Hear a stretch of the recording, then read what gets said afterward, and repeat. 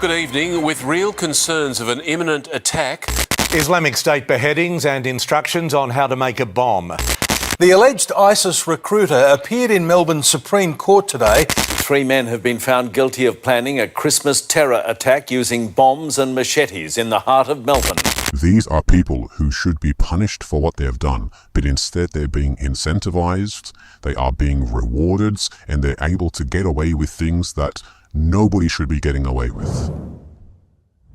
A brave whistleblower with years of experience inside our prison system is breaking his silence for the very first time about a major scandal he claims is being deliberately covered up to protect those in charge while putting us, the public, at an unacceptable risk. For obvious reasons, we are protecting his identity, but I have personally verified his credentials, and I can tell you he is the real deal. In fact, I want to thank him for having the courage to come forward and sit down with me to warn Australians about what's really going on. Sadly, the correction system in Victoria, as well as in other states, especially New South Wales, have become overrun by Muslims. We find that Muslims hold a position of power and prominence in a lot of the prisons, not only among prisoners, but sadly, even among some correction staff. Among them are not just criminals, drug dealers or home invaders or something like that. You also find a lot of terrorist offenders. I remember once seeing a group of terrorist offenders training in the yard one time. One of the officers looked at this and said, "Fucking hell, this looks like an Al-Qaeda training camp." And we laughed at the time, but yet what he's saying is so true. We have camps operating. They are in our prisons. Prisoners who are convicted terrorist offenders who have pledged allegiance to Islamic State and other groups have the greatest opportunities for radicalization ever that they couldn't have on the outsides. And what you're finding is there's a growing nexus between these two groups, whereby you have Islamists who have extremist ideology, then mixing with other Muslims, some of whom, for example, might be involved with bikie gangs or just general criminal gangs, forging close links. And that means that now you have Islamists in contact with a lot of criminals who have underground connections. One, for example, was a convicted arms smuggler, and he was not a religious Muslim. By getting in touch with religious Muslims, he was radicalized. And now you have a person who has access to weapons in touch with Islamists. What's happening here is exactly what happened in Iraq. And this is actually very important to note, that Abu Bakr al-Baghdadi, who became the leader of IS, he was a religious scholar. He was locked up with a lot of criminals. This is how ISIS came about. It was formed within the prisons of Iraq that the Americans were managing. Within Victoria, we can see, sadly, that not only is there the risk of this greater relationship between these two camps, but there's also the fact that radicalization is happening in a way that it must be alarming, because we're finding either lax Muslims are becoming radicalized in prison and becoming religious. We find non-Muslims are being converted to Islam, and sometimes it's only because they seek protection in the prison system, and it might be that they just feign an interest in being a Muslim, but many of them actually do become religious Muslims within the prison system. Some criminals who, it would be no exaggeration to say, are some of the most notorious criminals who have some of the most heinous crimes have become Muslims. For example, there is one person, and feel free to censor his name. His name is James Todd. James Todd was a piece of shit. He's scum.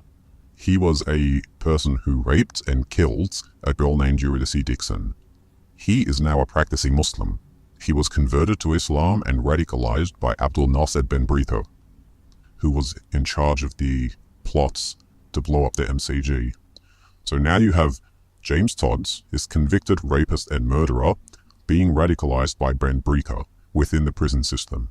And he's gone from being whatever he was before to now all of a sudden preaching Islam and jihads and trying to convert other prisoners within the system. We're finding some of the most reprehensible people converting to Islam, partly because they want protection within the system, and Muslims will offer that. Muslims will say to them, if you become Muslim, we will excuse everything that you've done before. No matter what you were in your previous life, there's a clean slate, and so of course they jump at this.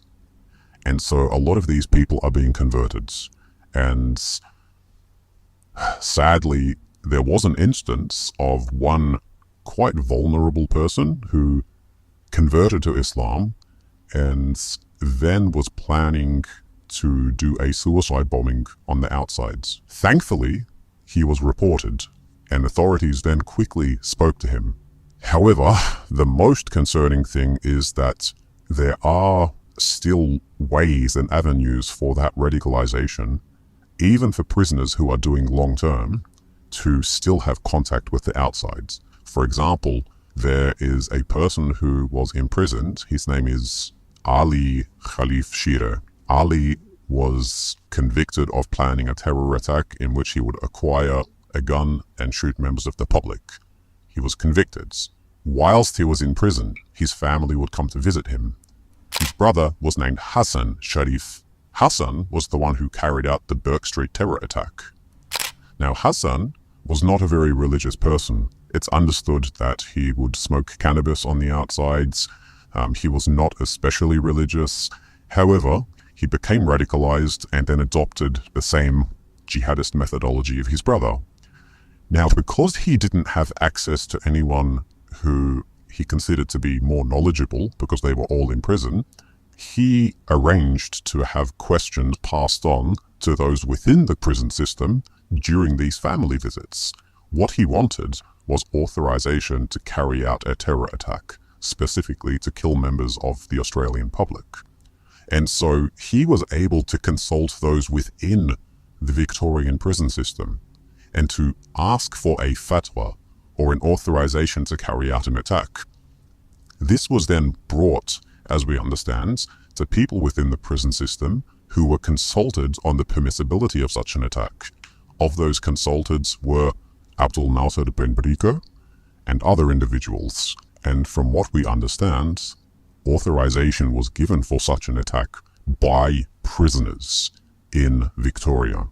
And that then resulted in the Burke Street terror attack, meaning that the prison system played a role in this, that these leaders of the jihadist community are locked away behind bars and we forget about them. We think that nothing is happening, but sadly they are actually still playing an active role in endorsing and even promoting terrorist attacks among prisoners and non-prisoners alike. It's hard to give an official answer as to why higher-ups within the correction system ignore these things. Sadly, there is a culture of silence and hiding these things. My guess is that the correction system is very self-serving in that it doesn't want to be seen as a place where radicalization is occurring. They want to pass themselves off as being great at their jobs, that they have everything under control, and there's nothing to see here. From my experiences within the correction system, this happens at low-level stuff. For example, there's the system known as urinalysis, more colloquially known as piss testing. We know that within the prison system, if drug use is rampant, corrections will be reprimanded for this. So what corrections does is they specifically target prisoners who are known to not be drug users for urinalysis. So then it shows that they're passing with flying colors. They try to avoid testing those who are going to test positive. And that way it seems that drugs are not a problem within the prison system, even though we know that they are a big problem. So too with radicalization. It is definitely occurring. But if stats were shown that these things are happening, it will make the correction system look bad. So it's in their interests to hide these things and act as if they're not happening. And this level of ineptitude has been shown on numerous occasions. For example, within the Dane Phyllis prison, the women's prison, a prisoner was brought in and she was convicted of a terrorism offense where she had stabbed her homestay host. So she was known to have jihadist ideology. She was known to be someone who used knives in terrorist attacks. Somehow, she was put through a so-called de-radicalization program and she passed with flying colors. And so they said, we can now trust you to be around other prisoners. She was given a pair of gardening shears in which she was supposed to be doing gardening. The first chance that she got, she lunged at another prisoner and stabbed her with them. And within another prison, a prisoner had supposedly insulted Muhammad. And Muslims believe that those who insult Muhammad must be killed. And so this prisoner was attacked by a group of 4 to 5 Muslims who had the intention of killing him. And in this, there was a fight in which a prisoner actually lost his finger, showing that this was not a small thing. However, the person who was involved in this, a Muslim, received a 2-week lockdown, meaning that he was isolated to his cell for 2 weeks. This is a terrorist attack which could give life in prison in normal circumstances, but within prison it was covered up and a person was only locked down for 2 weeks. It shows that even when actual terror attacks happen in prison, corrections will not report them. They do not want to see the person charged. They do not want to see corrections blemished, and it's easier for them to pretend that nothing's happening.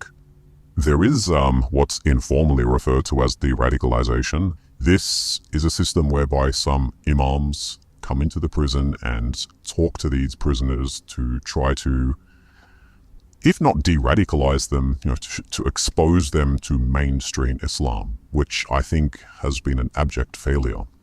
And the reason for this is that there's no incentive for this program to actually work. If you think about it from the perspective of corrections, corrections wants to put a tick next to their name to say, yes, we have successfully de-radicalized this person. The prisoner wants to be seen as being de-radicalized because it allows them to have access to other prisoners. In the case of the young woman, she was locked down until she completed this program. So if she's going to be locked down until she passes, of course she's going to say whatever she needs to say to pass. She'll say, yes, I'm de-radicalized. And yet, as soon as she got a chance, she stabbed someone. It's also in the interests of the imams running this course. They're getting paid for this. They make a lot of money from this program. So they actually want to get more and more prisoners to enroll in this. And so it's in nobody's interests to call it out for what it is, a failure. It has been a failure overseas. We've seen in the UK prisoners who had been de-radicalized carrying out terror attacks upon being released. The one on the London Bridge, for example, this person was used as an example of one who'd passed with flying colors. He was the poster boy for de-radicalization, who then went on to commit a terror attack. The girl in Victoria, same thing, de-radicalized, another terror attack within the prison system. And from what I understand is that most of those enrolled in the program simply pretend and say what they expect they should be saying in order to be classed as being successfully de-radicalized, and yet they still hold the same beliefs that they did before. I can understand why corrections would want that tick, because for them it's a success story that they can pitch as part of what they do. I can also understand why prisoners would say whatever they have to say to get out of lockdown, or even to reduce sentences, I imagine, as well. But why would the government, who's spending the taxpayer dollar to fund these millions and millions of dollars, why would they not care if it really works? I'm sure that there will be some involved in politics who would be absolutely concerned. Sadly, however, there are 2 problems here. Number 1 is that it's not being brought to their attention because they get information about this from corrections.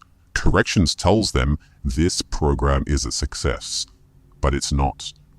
It is not a success, Avi. It is a failure. Second is that there will be many politicians who probably don't care much. If you are part of the government that's currently in power, you don't want it to be known that there's a problem within your prison system. You don't want people to know that there's radicalization happening. Especially if you're taking taxpayer dollars for it. Exactly. Number 1, you're going to be exposed as being inept, wasting taxpayers' money, and you're going to look bad. You're going to be seen as unable to deal with crime and terrorism appropriately. And for the current government, it's in their interests to pretend everything is under wraps. Hence why I don't doubt that there would be some others who, when they hear this, hopefully they're going to be able to shine a light on this, Avi, because at the moment it's nothing but darkness. And I want this. This is why I'm here speaking with you. I want those who could be in positions of power to say there is something seriously wrong here, and we are creating problems for our future because of our mismanagement of what's going on in the prisons. And I still don't have a very good answer as to why this is not being taken more seriously, because one of the instances whereby prisoners were trying to get someone on the outsides to acquire some guns to shoot people, this again was brought to the attention of corrections authorities as well as the AFP. And in this instance, one of the prisoners actually had a notebook in which he had taken notes about this terror attack that was being planned. And when corrections and the AFP were told about this notebook, nothing was done. I can't understand why nothing was done in this regards. If a prisoner was said to have contraband in their cell, it would be raided instantly. In this instance, it was brought to the attention of Jenny Hosking, the Deputy Minister of Corrections, I believe her role was at the time, that this prisoner had a notebook in which she had specific notes pertaining to a planned terrorist attack. And she said, this could be something that someone is making up. To which it was said to her, raid his cell and find out. And it never occurred. A lot of prisoners who are on terrorism-related offences are not able to access their briefs of evidence because they would just be too large, and it's a fire risk. You can't have, mountains of paperwork sitting in a prisoner's cell. So what the authorities decided to do was to give them what's known as an e-brief or an electronic brief. So a prisoner would have access to a computer within their cell. And these computers were not monitored because it has legal documentation. And those e-briefs would contain anything and everything related to their case. And what's interesting is that that would include ISIS videos. It would involve bomb-making materials. It would involve audio from extremist preachers, such as Anwar al-Awlaki, who was a member of Al-Qaeda, and others, along with a whole range of other extremist information. Now, this is up on their brief of evidence because it's relevant to their cases. But that also means that while someone is sitting in their cell, they have access to ISIS videos. They have access to bomb-making material. And so they're sitting there in their cells with all of this stuff. Prisoners were also able to obtain corrections-approved USB devices. And on those, they could then copy that information to pass to other prisoners who had access to computers. And every single prisoner has access to prison computers within the libraries. What would happen, prisoners would spend their time in cells of the prisoners who had those and watch them. They would then share them with others, and before long they had been disseminated all throughout the correction system, to the point that almost everyone who had a computer within corrections in Victoria had access to all of these things. We're talking about things that in the outside world you'd get sent to prison for holding. Exactly. And this is the thing, that in the outside world, if you are watching these things, you're being monitored. These computers within the prison system are not monitored, and in fact they are protected. Corrections staff could not access those computers because it's legal documentation, and it therefore becomes protected. One of the things that especially upset me is that corrections officers would very often report issues, for example, death threats, abuse that had been given from Muslim prisoners, and then unbelievably that person, rather than being locked down, would simply be transferred to another unit where they had free rein. So corrections is not only failing its own staff, but as you also point out, it's failing the public, because our prisons are becoming hotbeds of radicalisation. If you think more people do need to pay attention, make sure to like, comment, but most importantly, share his testimony far and wide. Then head to followavi.com or scan the QR code on your screen to sign up to my mailing list and follow me across all socials so you never miss a thing. Followavi.com or scan now.